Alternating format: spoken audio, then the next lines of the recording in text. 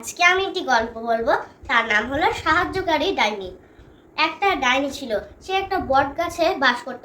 সে খুবই ভালো ছিল, সে সবাইকে সাহায্য করত, কিন্তু ওর সামনে না এসে সে পিছন থেকেই সব কিছু করে দিত আর মানুষকে সাহায্য করত। এমনই ওই গ্রামে একটা চুড়িওয়ালা থাকতো। তার সে চুড়ি কেমনভাবে তৈরি করতো, ওগুলো সামগ্রী কিনতো আর তার বউকে দিয়ে দিত। তার বউ খুব সুন্দর করে বানিয়ে দিত আর সে বিক্রি করতে যেত।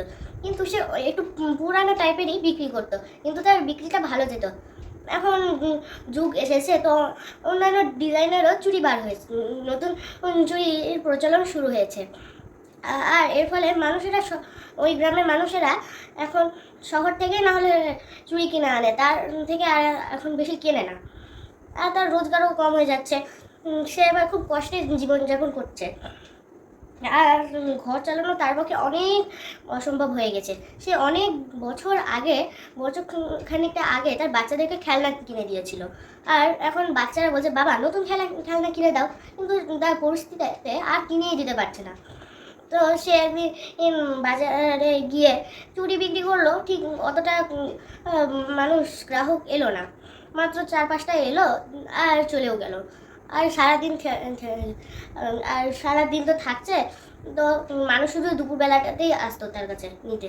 তাই সে একদিন ভাবলো যে মানুষ তো দুপুরবেলা থেকেই কিনে আর কি সন্ধ্যাবেলা থেকে কিনে, তাই এখন ভাবছি একটু চলেই যায়। সে যেতে যেতে ওই বট গাছটা দেখলো, যেটাতে ডাইনি থাকে। ডাইনি গাছের প্রথম বড় এবং উঁচুতে যেটা আছে ডালটা, ওটাতে থাকতো, মানে দাঁড়িয়ে দাঁড়িয়ে মানুষজনকে দেখতো, তার কথা শুনতো, এইসব করে কিন্তু আর পরে তাকেই সাহায্য করতো। তো সে তো জানতো না যে ওইটাতে ডাইনি থাকে। আর সে ওখানে ওই ঝুড়িটা রেখে দিল আর তার পাশে শুয়ে গেল। আর সে বলতে লাগলো যে আমার কি এখন দিনকাল পড়েছে, এই এরকম যদি যুগ না আসতো তাহলে আমার চুড়ি কত ভালো করে কত ভালো দামে বিক্রি হতো। কিন্তু এখন যা জমানা চলে এসেছে, যার ফলে নতুন নতুন ডিজাইনেরও এখন চুড়ি আসছে দেখছি, তাই আমার এখন বিক্রি কম হচ্ছে। এই বলে সে দুঃখ ছিল আর কাঁদতে লাগলো। ডাইনিরা তার কথা শুনছিল আর তাকে দেখছিল। তা সে সিদ্ধান্ত নিল ওই চুরিওয়ালাটাকে সাহায্য করবে। তখন ডাইনি তার শক্তি দিয়ে মৃদু মৃদু হাওয়া সৃষ্টি করে তার দিকে দিয়ে দেয়। তখন মৃদু মৃদু বাতাস আসলো আর মিষ্টি মিষ্টি এলো বাতাস দিয়ে, সে কখন ঘুমিয়ে গেল সে নিজেও জানতে পারলো না। তারপর ডাইনি এসে নিচে বসে দেখলো যে চুড়িগুলো কি সুন্দর, কিন্তু কেউ কিনে না। তখন সে বললো এই লোকটার সঙ্গে আমি বাড়ি যাবো আর মাঝরাতে ওকে বানিয়ে দিব। ওর বউ তো অত ভালো করতে পারে না, ওর বউয়েরও অসুখ আছে, এটা হতে পারে, এবার শরীর খারাপও হতে পারে, তাই সে নিজেই এবার থেকে তাকে তৈরি করে দিবে চুড়ি। ডাইনিটাও চুড়ি তৈরি করতে পারতো, অনেক সুন্দর সুন্দর। তাই সে আবার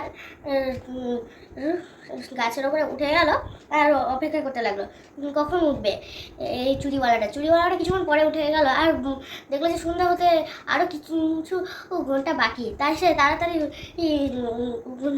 উঠে চলে গেল বাড়ি। ডাইনিটা পিছু পিছু করতে চলে এলো।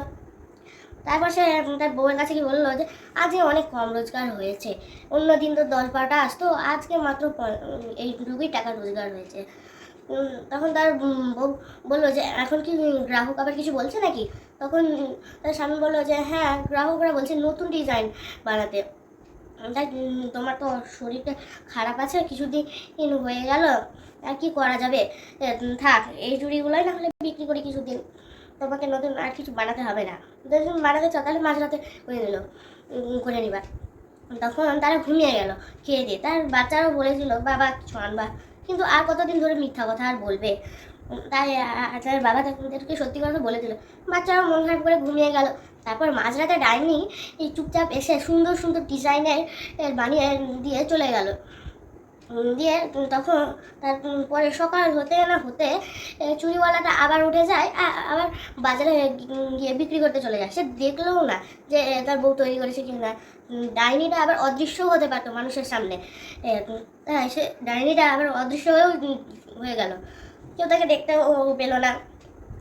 তারপর সে সে ডাক দিল চুরিওয়ালাটা, আর সঙ্গে সঙ্গে অনেক মানুষ চলে এলো, মহিলারা খুব পছন্দ করলো আর তার কাছ থেকে নিতে থাকলো। এইভাবে ডাইনিটাও তার প্রতি রাতে রাতে এই সাহায্য করে দিয়ে যায়। এইভাবে তার জীবনটাও এখন থেকে ভালো কাটতে লাগলো।